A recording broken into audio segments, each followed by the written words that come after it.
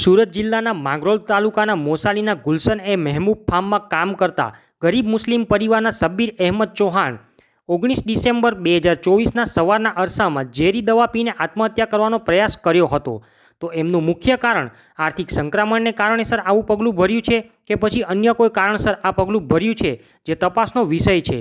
ગુલશન એ મહેમૂદ ફાર્મનો ઇતિહાસ એવો છે કે આ ફાર્મના જૂના માલિકનું નામ મહેમૂદ રાવત છે, જેની સાથે અમારી મીડિયા ટીમે રવિવારે 22 ડિસેમ્બર 2024ના રોજ ટેલિફોનિક વાતચીત કરતાં મહેમૂદભાઈ રાવતે જણાવ્યું હતું કે એમને આ ફાર્મ હાઉસ મહેશભાઈ સવાણી નામની વ્યક્તિને વહેંચી દીધું છે અને અમારી મીડિયા ટીમે 21 ડિસેમ્બર 2024ના આ ફાર્મ હાઉસની મુલાકાત લીધી હતી. ત્યારે શબ્બીરભાઈ ચૌહાણના પરિવાર સાથે વાતચીત કરતાં માલુમ પડ્યું હતું કે એમના પિતાને સુરતની કિરણ હોસ્પિટલ ખાતે દાખલ કરવામાં આવ્યા છે. સામાન્ય મુસ્લિમ પરિવારને કિરણ હોસ્પિટલમાં સારવાર મળી રહી છે, તો એ સારી વાત છે. શબ્બીરભાઈ અહેમદભાઈ ચૌહાણ કિરણ હોસ્પિટલમાંથી સારી રીતે સારવાર લઈને બહાર આવે એ પછી જ જાણવા મળશે કે એમને આત્મહત્યા કરવાનો પ્રયાસ કર્યો હતો કે પછી એમને આત્મહત્યા કરવા માટે મજબૂર કરવામાં આવ્યા હતા. એ સત્ય ઘટના તો ત્યારે જ બહાર આવશે. સુરત જિલ્લાના માંગરોળ તાલુકાના મોસાલી આરોગ્ય કેન્દ્રમાં છે. તો અહીંયા 19 તારીખે શબ્બીરભાઈ નામની વ્યક્તિને એડમિટ કર્યા હતા. તો શું થયું હતું એમને? તમારું નામ છે? હું doctor Rakesh Rajput, CHC Mangrol medical officer class 2. અહીંયા મારી ડ્યુટી હતી 19 તારીખે.